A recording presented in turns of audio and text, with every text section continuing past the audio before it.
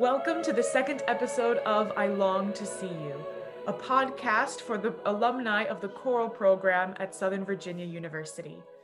Although our experiences singing together are what unite us, we are excited for this podcast to remind us of the individuals we knew and loved at Southern Virginia and to highlight their experiences both then and now. We've learned recently that many of our alumni are teaching, both in public schools, in private lessons, and at home. In today's episode, my co-host Kyle Nielsen and I are joined by two current Southern Virginia students who are interested in teaching careers themselves. Together, we talk with a panel of incredible teachers. Their careers look very different from one another, but you can feel the love and the dedication they all have for their students. Let's jump in.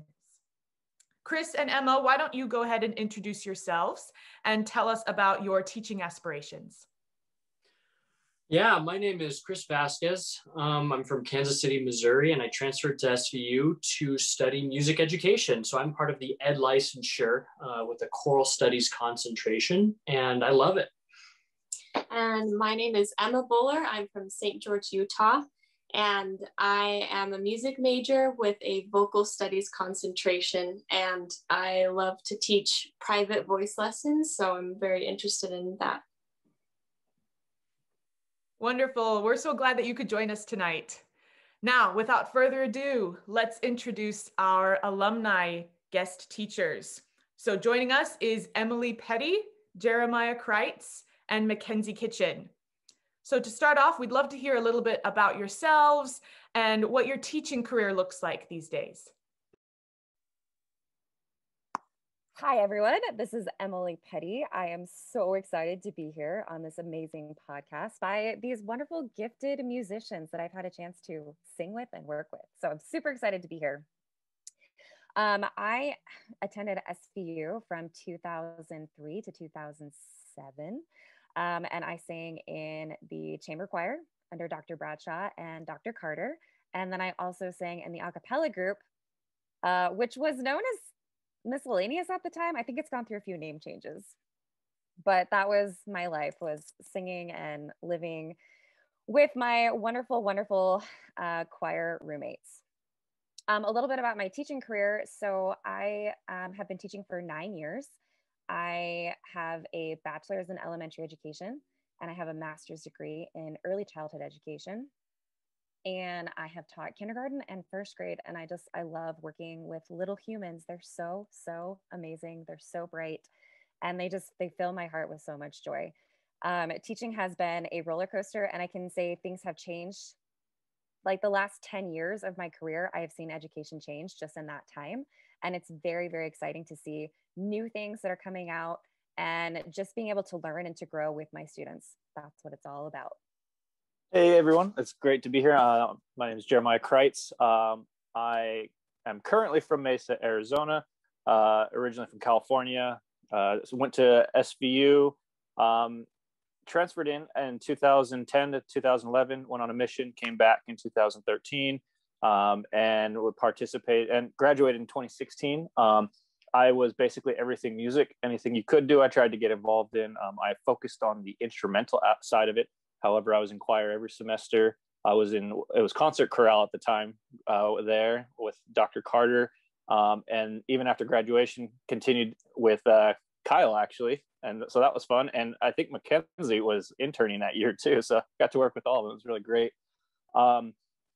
So I got to do an internship for a year with Bella Voce along with Reva Rogers. And that was a lot of fun. We worked together. She really supported me in learning the vocal side, and I helped her with other aspects that I learned on the instrumental side, which helped her going forward in her career, which was cool. I currently am a second-year teacher.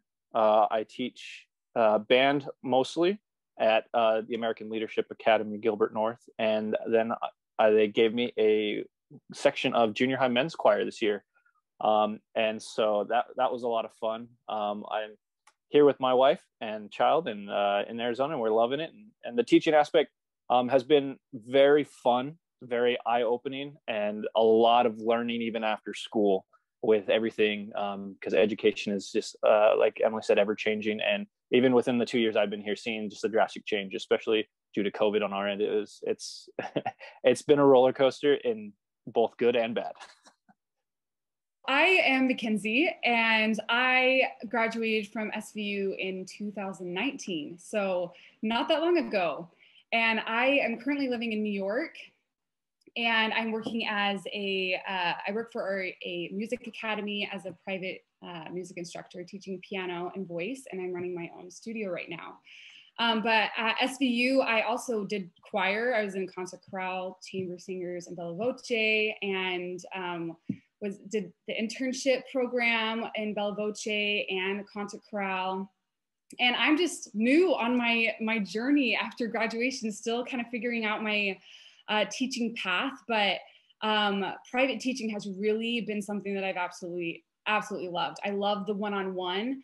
I love that I'm able to teach all ages, young, like 5 and 6 year olds. I'm able to teach, teenagers, and I have adult students as well. And so it's just this wide spectrum of ages, and really being able to dive in with repertoire and technique and all these different things. So it's just been a blast. I've really been enjoying it. Wonderful. To continue, I'm really interested to hear from our panel, what sparked your interest in teaching in the first place? So I know for me, I had a really hard time picking a major when I was in college. That's probably very normal. And I think a lot of people probably have felt that way. I took a lot of classes at SVU, and I loved the curriculum there. And it actually wasn't until I served a mission for the LDS Church that I discovered my love of teaching and working with people, and trying to emulate the Savior, being a leader servant and learning and teaching along with people that I loved so much. So for me, it definitely was a journey. I didn't know right at first that I wanted to teach. It took trying lots of different things and figuring out what I saw myself doing 20 years from now. There are a lot of things I was interested in, but it's like, well, 5 years from now, am I still going to be interested in that? 10 years from now? And teaching was just one of those things. I was like, you know what? I can see myself doing this for 20 more years. And I had this really amazing professor in college, and she said, teaching is the only divine calling that there is, because second coming happens, the next life, what are we going to be doing? We're going to be teaching. So if you choose teaching, it's an eternal career. It's a great, great choice. Who was the professor that said that? I'm curious. Her name is Dr. K, and she is from another university.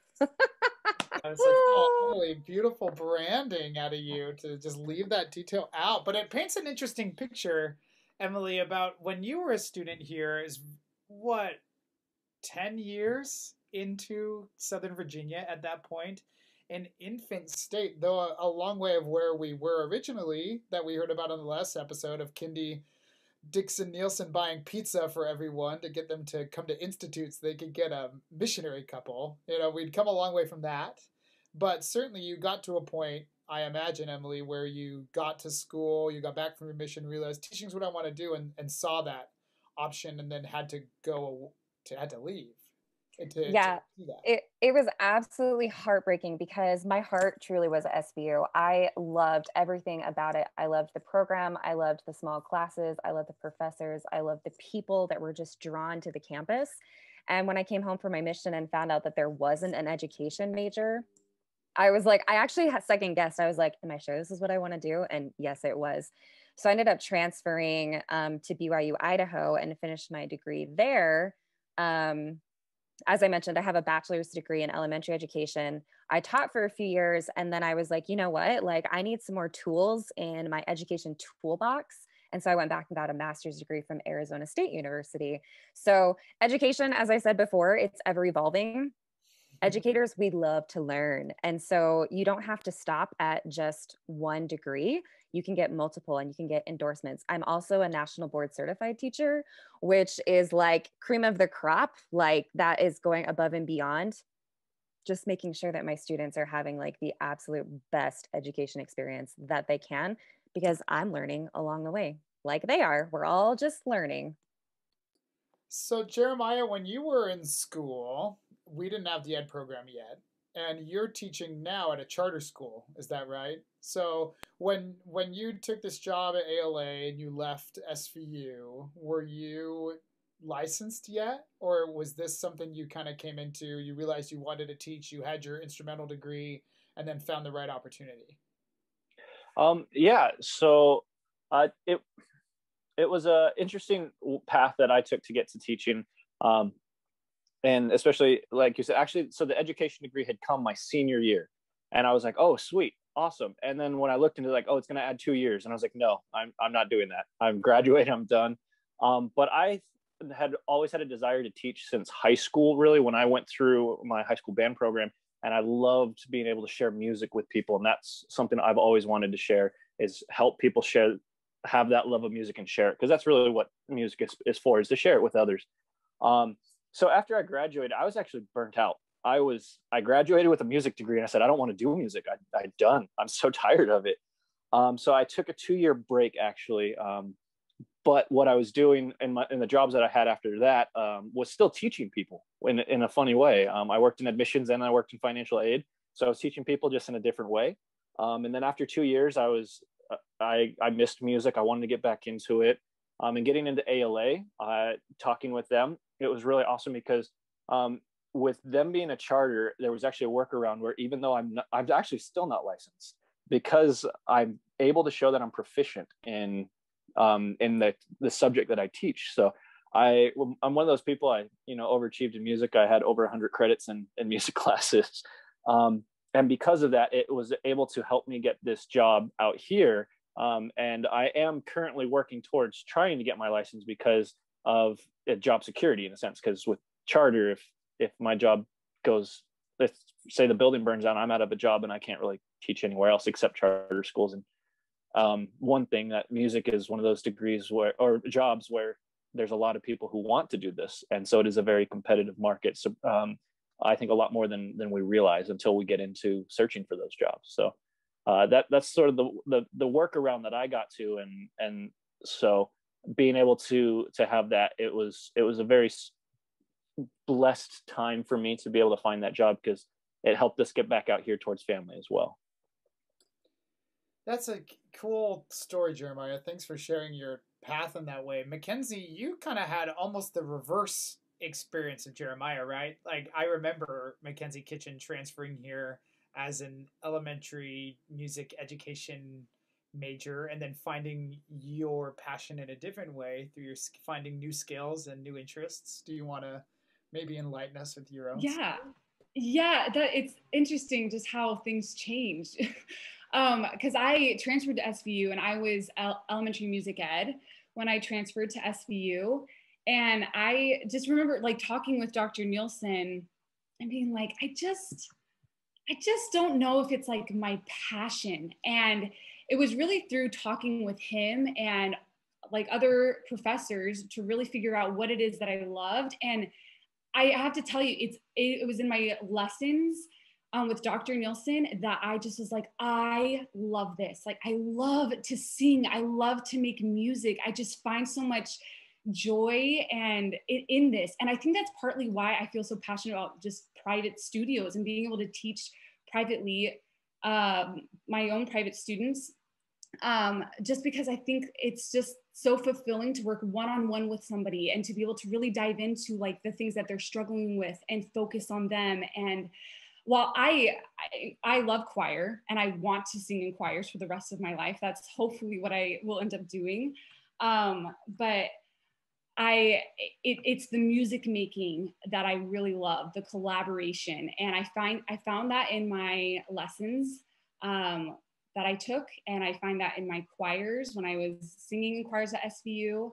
And so while I was studying to do education at SVU, it really was geared toward me being able to use those skills in a private setting and being able to use that when I can go sing professionally in ensembles. So that's the plan so far. I recently just got accepted to a master's program in vocal chamber music. So that's the plan going forward, doing chamber music there, and just taking the skills that I've learned at SVU and transferring them over there. So So thanks, McKenzie.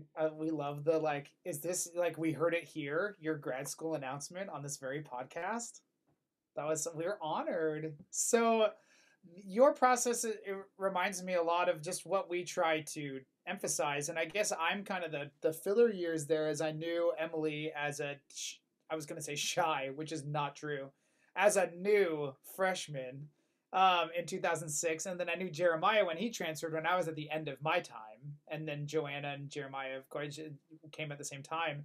But I had the dubious distinction of coming to Southern Virginia as the director of choral studies and being the first like full-time vocal music, like choral music person, and there being this ed program that had started. And I have not taught a day of K through 12 school in my life.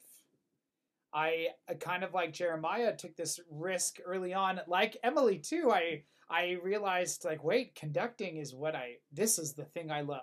Like McKenzie, I figured it out, went to Dr. Carter and was like, I want to do this. What do I do? All the grad schools say I need experience. And she was like, well, write a program or something, basically, which is why the conducting internship exists. Is Nate Pence and I created this choir program, and I was able to get some really non-traditional experience, which qualified me for a master's degree, despite the advice I was getting from others that were like, oh, you should really teach first. And so in my master's, I did a lot of diversifying skills. I did a master's in vocal performance and a master's in choral conducting, and then was fortunate enough to get a lot of attention from doctoral programs, which then led to getting a job, right?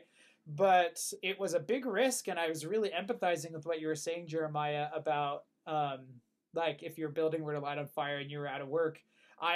Most people's first job out of a doctorate in choir is as a music ed professor.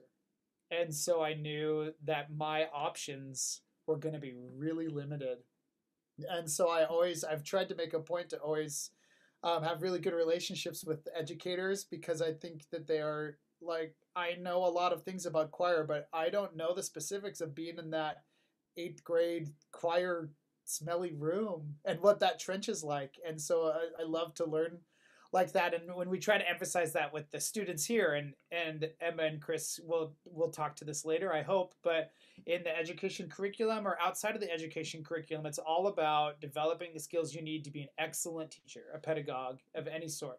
And if that means you're going the traditional route to go get a teaching license, we have that for you. And if that means you want to maybe specialize this way and try your luck in the charter system, great, we'll support that. Or McKenzie wanting to, do the private voice thing and whatever that looks like. But part of that, I think, is inherent in the curriculum that you get to encounter here in the core curriculum. And I'd be interested to hear from you three panelists. Were there one or two professors, and McKenzie, this is not me looking for a compliment, so if you say me, I'm going to make you say someone else. But as you're teaching now, are there faculty members that you encountered or classes that you took at SVU that you still reference? Like, that was an example of master teaching, and I want to apply that in my classroom. Emily's thinking hard. Jeremiah unmuted first. So Jeremiah first. I mean, there were a couple teachers, but one that really comes to my mind was actually Dr. Milberger. So it was really funny because he did a lot of the composition side, which I actually had no experience in, didn't get the chance to take his classes. But he ended up teaching the beginning conducting class for the music majors. And after I'd come home from the mission that I'd served for the LDS church. And so I took that class. So I was like, all right, I need this for my major. And it was really interesting the way that he approached the class, because he really made it, as most classes tried to be a group effort, to where we were giving constructive criticism to each other. And it was all music majors in there. And he just made it so enjoyable, even though we were getting things told about what we need to fix. It was in such a good way that all of us wanted to continually improve. And I've always tried to do that in my classes now, because when you get someone that they're enjoying being told how to get better, they make leaps and bounds in their improvement compared to when you approach it from a different direction and it comes off either harsh or just really negative, and the kids close down, especially junior high. I mean, those kids, if they're so going through so many different things in that period of life that you really have to connect with them on a way that they feel loved and have fun, or else you lose them. So that's one teacher who actually really stuck out to me. I wanted to say something that I loved about my time at SVU was the relationships that I built with my college professors. I'm thinking specifically of Dr. Keith Bradshaw and Dr. Ariel Rodriguez and Dr. John Eric Jones. I mean, these were my professors, and I knew them on an intellectual level when they were standing in front of class and they were, teaching their curriculum, what they're required to teach. But the time that those professors took to build relationships so that I felt a part of that learning community, I also felt like one of their family. Like when they would see me on campus, like they would stop and say, "Hey, Emily, how's your day going?" Or, "Hey, we caught your performance last weekend. It was really great." And that is something that I have definitely integrated into my teaching now as a teacher, like how important it is to build relationships with your students. It doesn't matter what you're teaching. If your child doesn't feel like you care about them, they're not going to progress. They're not going to want to learn and want to get better. And that was something that I learned from the professors at SVU, was that I mattered. I was important to them. They celebrated with my successes, and they were sad with me when I didn't have as many successes as I wanted. And that's something that I try to build with my first graders.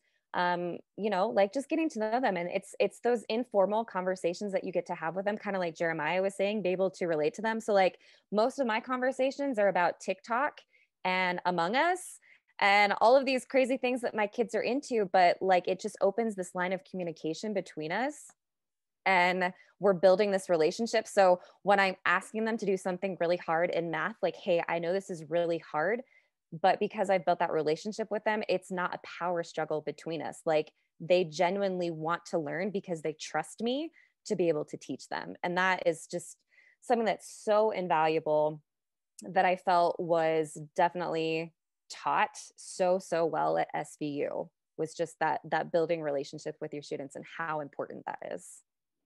That is the crux of what we call the personalized education now that Emily, you and I, the OGs, remember as being a leader servant, right?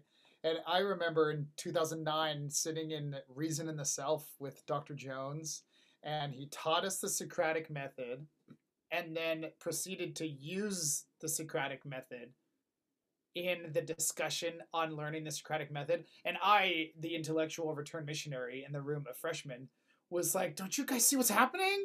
He's doing the thing." And that, I remember that being so formative for me.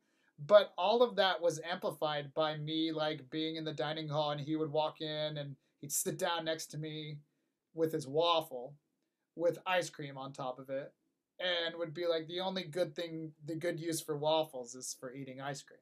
Right. Yeah, I want to also kind of go off of what both of you guys have said, because if there's anything that SVU did for me, it was give me people that I will always have in my corner, and not just like friends, but these professors that because I came from another university, and it was a great university, but it was a larger university. And I just remember coming to SVU and having these professors that like cared about my life and like knew about me as a human being outside of class. And that's how I really felt like I was able to kind of figure out like what it is I wanted to do, because I didn't feel like I was put in a box of like, well, this is what we have to offer, so that's what you're going to do. And I felt like they were like, "Oh, okay, so let's figure out what it is exactly and let's make a path for you." And that's something that I've really appreciated as I've graduated and still kind of navigating where I'm at and what I'm doing. I have professors in my corner that I can easily text or call, and I know they'll answer and I know that they'll respond. And even in my teaching too, I know that I've talked to Dr. Nielsen, I've texted him or called him and been like, "Okay, so I have a student, this, and this is happening. And I've been trying X, Y, and Z, and they're not really getting it. So what are some other tools that you have that I can also apply to the student?" And I love that I have that as a resource. And I don't know if I would have had that otherwise. But that's just been something that's been so great about SVU for me, is just how, because it's smaller, you have very close relationships with professors, and you can't beat it. that was something that personally drew me to SVU in the first place. Was I wanted to have that one-on-one relationship with my professors, and I got that. To this day, I still rely on the advice of my mentors, and it sounds like McKenzie and Jeremiah and Emily, you still remember and still have these connections with these professors many, many years later in some cases. And that's something truly unique and special about the Southern Virginia experience. And it's so cool for me to try to do that for my own students now that I'm working with private students and with classes in group voice at Southern Virginia, to feel like I have the opportunity to try and mentor these students and personalize their education in a way, paying it forward is very intimidating in some cases, but truly an honor to know that I'm helping to continue this legacy of teaching people and not just facilitating programs. Chris and Emma, before we let you ask your questions that you've prepared, I'm just curious, how is your current Southern Virginia University experience similar or different to some of the points that our alumni have made? So I am also a transfer student, and this is my first semester at SVU, and I studied at BYU, Idaho, and then Dixie State University in Southern Utah. And I was shocked by how personable everyone was and the professors. I came and did a tour before I decided to transfer, and I went into the music building and ran into Dr. Nielsen. And he was so nice and so excited to see me, and he had heard about me already. And he's like, "Oh, can I come in for your lesson with Dr. Hansen?" And it was just a little bit overwhelming from the experiences that I'd had previously, but so positive. And that was a huge reason why I decided to come here, is because I felt seen and I knew that I was going to be taken care of, which I have been.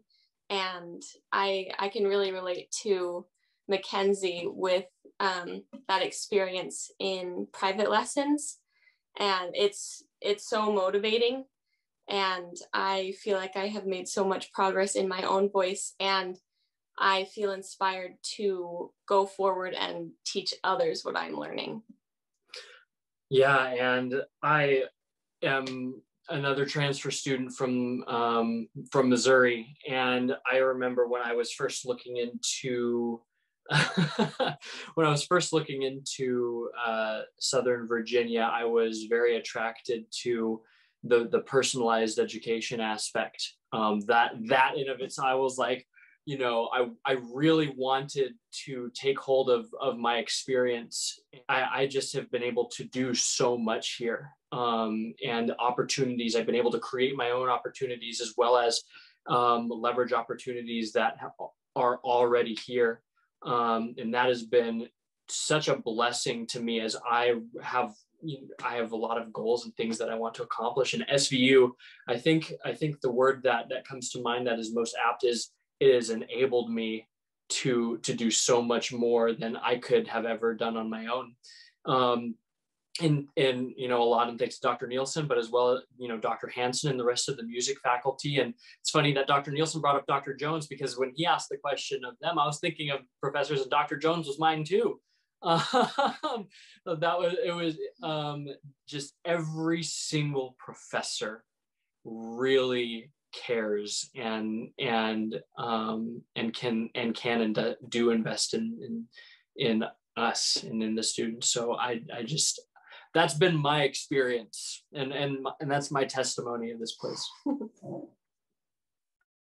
Thank you all for sharing your thoughts. So we, in addition to getting to know our alumni, we wanted to give students who may be watching this, and students like Chris and Emma, the opportunity to pick the brains of some teachers who are doing the thing, that are in the trenches right now.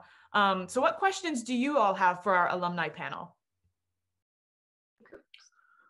I'll start this one. I love that you keep using the word trenches. That's the word that I have. I want to know what, what were you not able to learn in your undergraduate that you have since picked up being, applying the skills that you learned in school? What? I think one of the things that as many books as you read, you will not be prepared for classroom management and student behavior.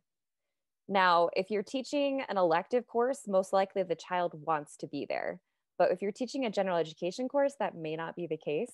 And so, for instance, my second year of teaching, I had a student who used to pick up chairs and chuck them across the classroom. There was no chapter in any of my books that told me what to do with that kid.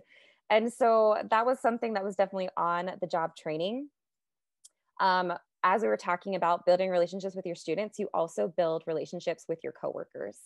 And there is an amazing amount of resources that are available to you in your coworkers. So like for my kid who was checking chairs, first I went to the counselor and I was like, is this normal for a 5-year-old? No, it's not. But I was a second year teacher. What did I know? And then working with a special education teacher, and then getting a social worker involved, getting the administration involved, getting other teachers who are teaching similar curriculum. If it's a student who's been with a teacher before, you talk to that teacher. So just building that relationship with your coworkers is huge, because you're not going to be prepared for everything. As well as you may think that you know what you're teaching, you're going to have those student and you're going to be like, this is not normal. I need some help with this student. So as an educator, never be afraid to ask for help. Never, ever, ever, because there's going to be someone who's had a similar experience who's going to be able to help you, and it's going to benefit you.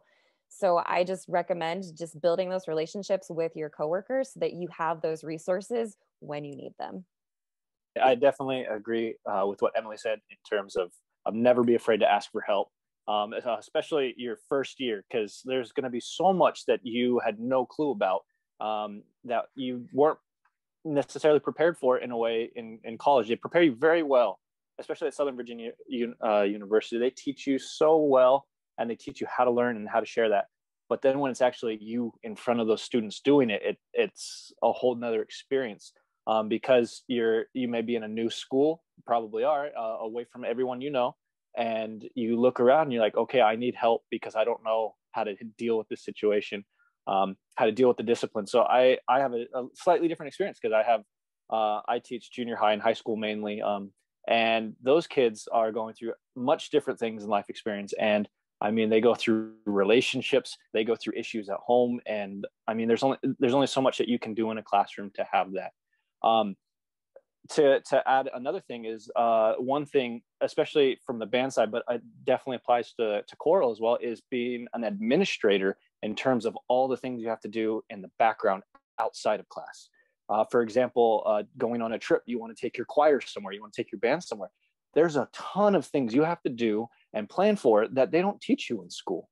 And so finding someone who does that, or having a mentor, like I'm so grateful that my supervisor was the previous band director, and she took that job so that the fine arts here could really be supported. And I've learned so much from her, and she's told me this straight up. She's like, you want to go, no matter where you go, these things will not be taught. They just aren't. You don't learn them until you actually get into the classroom. You get that first job. And so really preparing yourself for that is something that can apply to your own life as well. Being an administrator of your own life, being organized, having that good communication, and just staying on top of things. Because when you're a teacher, things start piling up and you have to really prioritize what needs to be done in this moment. I think this is all so great. And this is, Chris, I can speak to you as your current teacher. This is why when the athletic director walked into our offices 2 years ago and said, we have this cross-country coach, do you want to come to his interview? And we were like, no. Why would we want to do that? Like, well, he has a PhD in music education. Yes, I will come to that interview immediately, because I knew the minute I walked in, I know how to manage a classroom. I know how to run a rehearsal.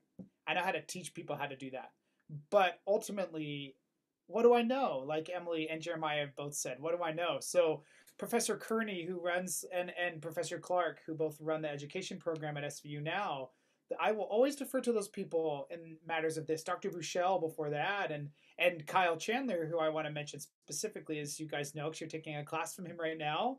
But he's a literal expert in the field where, for me, to be a really effective teacher, as you're seeing from these master teacher alumni, is the ability to say, I don't know how to do that. And that is not something that people come with a lot of the time, especially musicians. As to be successful, a lot of the time you need to say, yes, I can do that. And then you go learn how to do it. I can sing that aria, and then you go learn that aria, right? But to be a really great teacher, sometimes it's so humanizing to tell the student, I'm not sure. I'm going to have an answer for you tomorrow. Or I'm going to talk to my colleague, because that, and I hope is what we're showing you by example at Southern Virginia. This is why Dr. Jones and Dr. Armstrong have each other, right? Is to fill those literal philosophical gaps and to work off of each other. And this is the whole point of the personalized education model, is learning this thing. And once you get out there, identifying where your strengths and weaknesses are and filling them with colleagues. And those colleagues may be the people you went to school with even. But identifying those things to make you the best teacher you can be, and to give your students the best experience that they can have. What else you got, Emma? You got a question? Yeah. I want to ask, how do you stay motivated in your musical journey? How do you stay motivated in your day-to-day work life? How do you keep that passion and love for music strong? Can we hear from McKenzie specifically, who's living a life similar to what you want to live, Emma, and is teaching in New York in the middle of a global pandemic? And I got to believe there's some challenges on motivation there. So I feel like there's two parts to this. So I feel like there's the motivation for teaching, and then there's the motivation for myself, like wanting just to keep singing and performing and learning. And I was just talking about this recently, that it was like with the audition process for this program, I was having to learn this music. And sometimes when I'm not singing, I think like, do I really like love it that much? I don't know. But then when I was learning this music, it just like reignited this, where I was like, this is what I love. And I think just like making sure that you're involved, that you're continuing to either take lessons or be a part of something, or create music, work with other musicians, so that it's constantly a part of you and like reminds you how important music is. But then the other aspect of teaching, I think, and I don't know, I think Emily and Jeremiah can probably attest to this better than I can, that there are some students that are already unmotivated to be there. And so it's hard to be motivated to want to teach them. And in my instance, a lot of times it's just parents wanting to fill their kids with time of something to do. And so that can be unmotivating for me to want to teach them, because they don't even want to be there. But and this is something that I was thinking about as we were talking earlier, is the whole aspect of SVU is personalized education. And it's with those students that I've really tried to think, okay, so I feel like the reason they're not liking this is because I have been teaching them like this.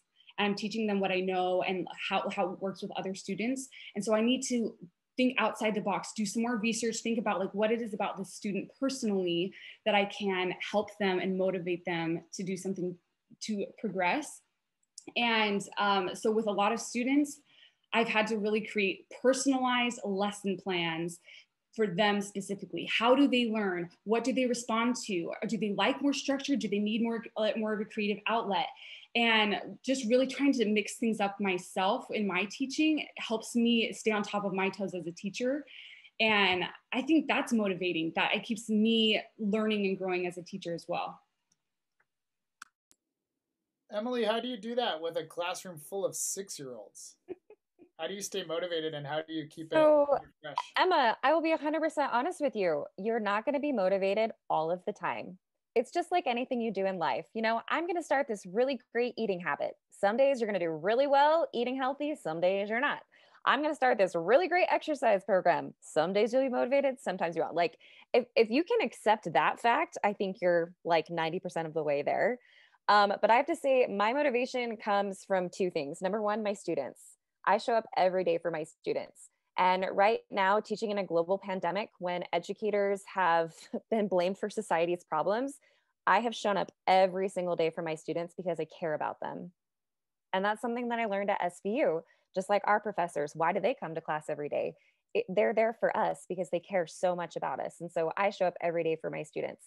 I had another very wise professor share with me about education, that your students are placed in your stewardship, and it's divine intervention. Almost like Heavenly Father really believes that those students will be best served in your classroom under your stewardship. And so that also motivates me, because I'm like, you know what, I am the best teacher for this student. And like McKenzie was saying, I find ways to connect with that student and to teach them how they need to be taught, because all students are not the same. You can't just teach up here to the students, because you have students who are on different levels. And so it's really finding where that student is, meeting them there, and then finding ways to motivate them to continue to push themselves. So that's number one, how I stay motivated. I'm there for my students. I show up for them. Number two, my coworkers. Oh my gosh, I love my coworkers. Having conversations with them at lunch, and sometimes we talk shop, sometimes we talk about kids, and sometimes we don't. But being invested in my coworkers' lives as well keeps me motivated. And like, especially, like I said, teaching during a pandemic has been very, very hard for lots of reasons. But being able to show up to work every day and be able to talk to my coworkers, because we're going through the same thing. We're all struggling. We're feeling that we're not doing enough as a teacher, and we feel like we're failing our students. But knowing that we're not alone really, really helps me, because I can't do it all. I can't do it all by myself. It truly does take a village.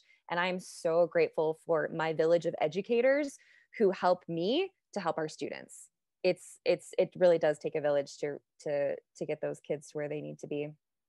So like I said, motivation, some days you'll have it, some days you won't. What's great about education too is that I'm not teaching the same thing every day. Like our lessons change, and like the topics change, and the seasons change, and the interests of the kids change. And so every year, like the longer that you're teaching, like this is my 9th year of teaching, I'm not teaching the same way that I taught my first year of teaching, because I have a different group of kids. And so it's kind of motivating for me, like McKenzie was saying, to like do some research, like, okay, what is this Among Us thing that my kids are into? Can I like sneak that into a math word problem, you know? Or like my kids are like into TikTok. They're like, will you subscribe to me? And I'm like, I actually don't have TikTok, but y'all look into it, you know? Like just finding ways to bring my kids' interests into the curriculum is like super motivating, because I'm like, this is kind of fun. Like it's a puzzle piece to figure out how it all fits together. And the kids are super excited. So show up for your students and show up for your coworkers. Joanna, I'm gonna pop in here and ask this question. And Jeremiah, having spent a couple years away, and I still miss being able to call Jeremiah with all of my student financial services questions. But I'm more glad that you were teaching music. But the question is, what's the most the most rewarding aspects of teaching for you? And so especially speaking as someone who was once burned out on the field that you're doing, what has been that shift, and what about the process that you're going through now is rewarding? Great question.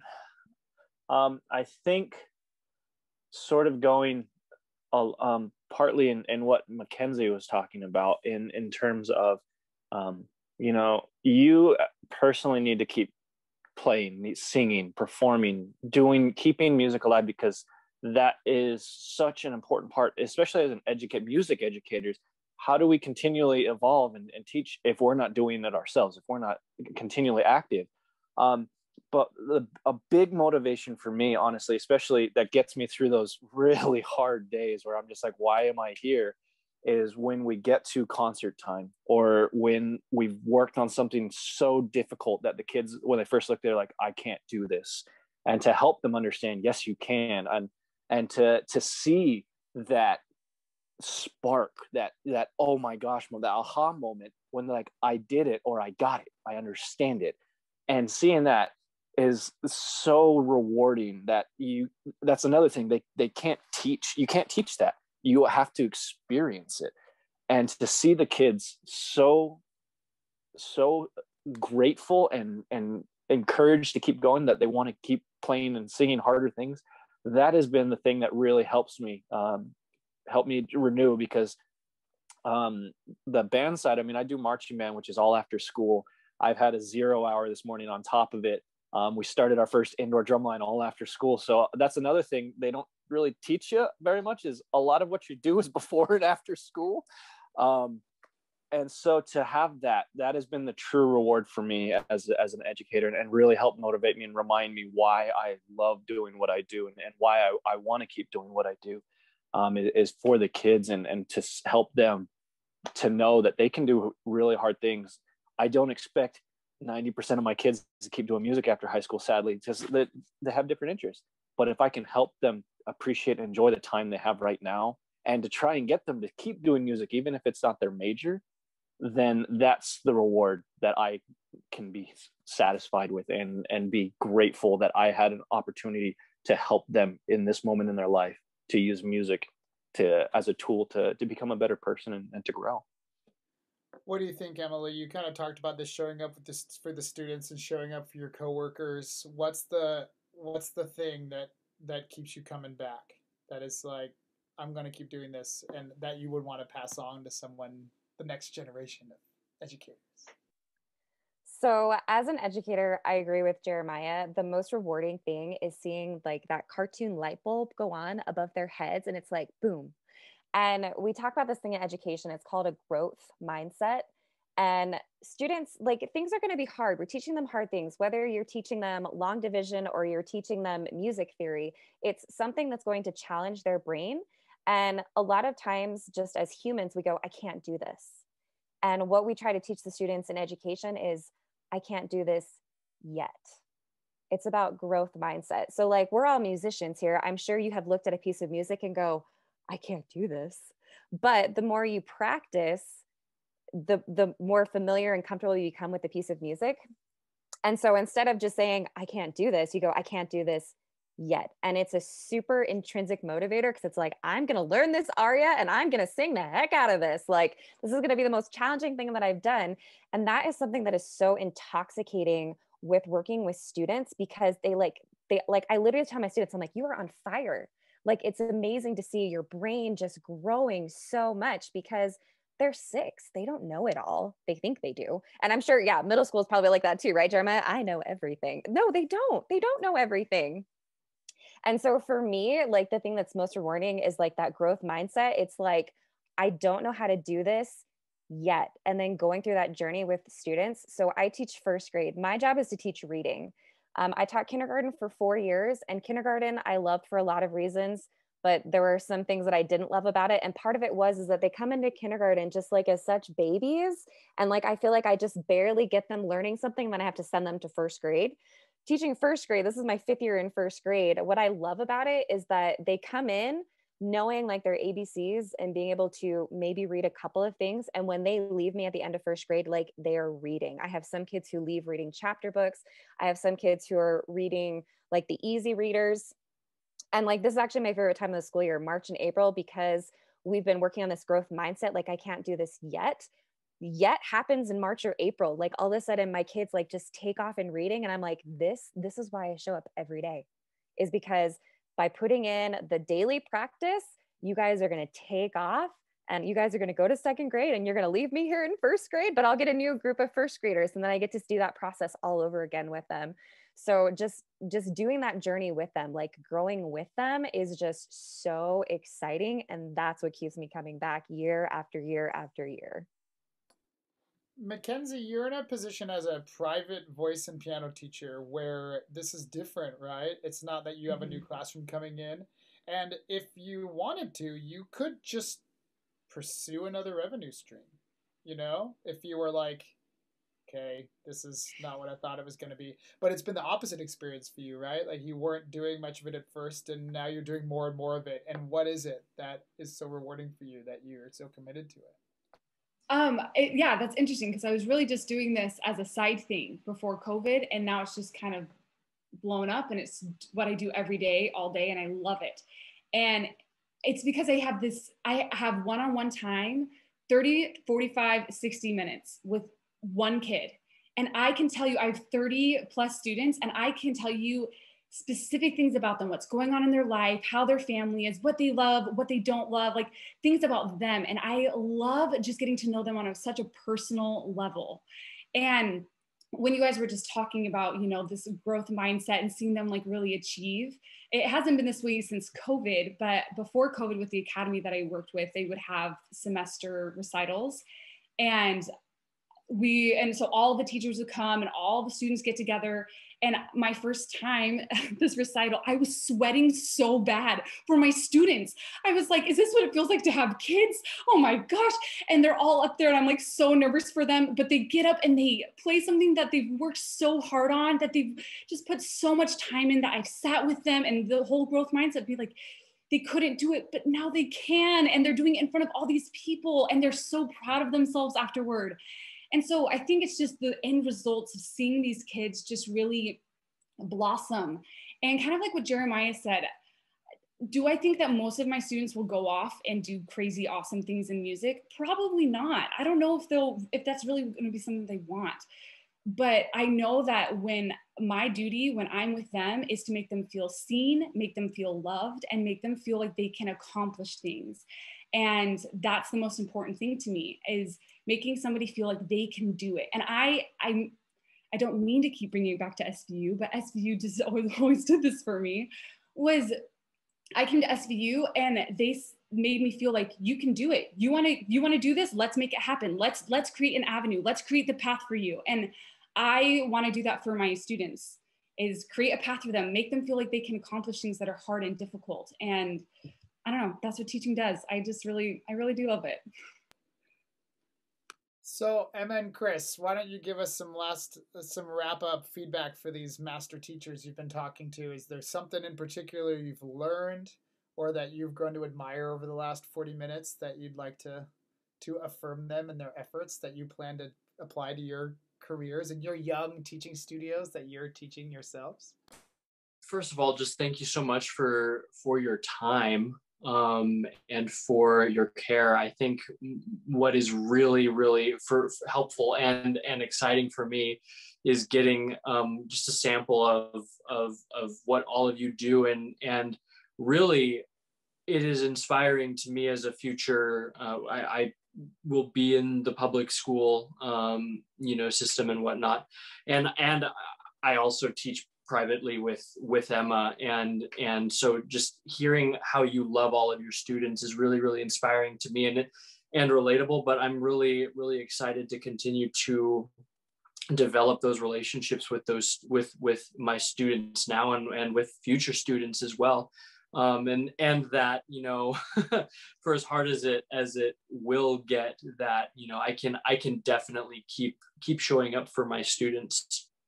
Yeah, I agree. That's something that's definitely stood out to me as well, is your love for your students and for what you do.